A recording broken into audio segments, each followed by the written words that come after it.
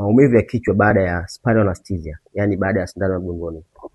Hali hii kitaalamu inaitwa post-dural puncture headache, yani maumivu ya kichwa baada ya kuchomwa sehemu ya uti wa mgongo.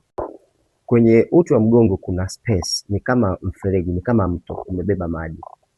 Pale ndipo ambapo sisi tunaenda kuchoma sindano na kuweza kutoa ile dawa. Kwa hiyo kuona kwa kuna backflow ya yale maji, basi sisi kwetu ni kithibitisho tosha kwamba hapa ndipo sehemu husika ambayo tunatakiwa tutoe hiyo dawa ili wewe uweze kupata ganzi na upasuaji uweze kuendelea. Maji haya yanaitwa cerebrospinal fluid, CSF. Moja ya kazi ya haya maji ni kusapoti ubongo, yaani ubongo usiweze kukandamizwa kutokana na uzito wake wenyewe.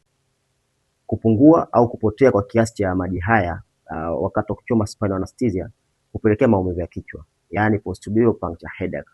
Na hii husababishwa na vitu mbalimbali. Mojawapo ni matumizi ya spinal needle yenye geji kubwa ambayo itapelekea backflow ya haya maji na kupotea kwa urahisi. Kuna baadhi wanatumia cannula.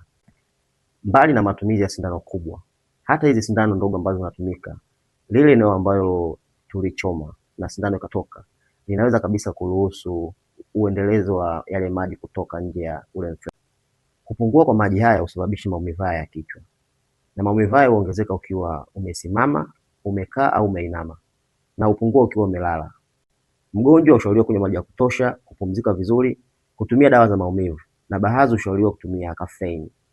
Ikiwa maumivu ni makali sana, mgonjwa upaswa kufika kituo cha afya kwa matibabu zaidi. Namna ya kupunguza tatizo hili ni kutumia sindano ndogo na za kisasa, mbinu sahihi za kuchoma na kuepuka kumchoma sindano mgonjwa nyingi. Usingizi salama, tutakujuza mengi usijue kuhusiana na masuala ganzi na usingizi.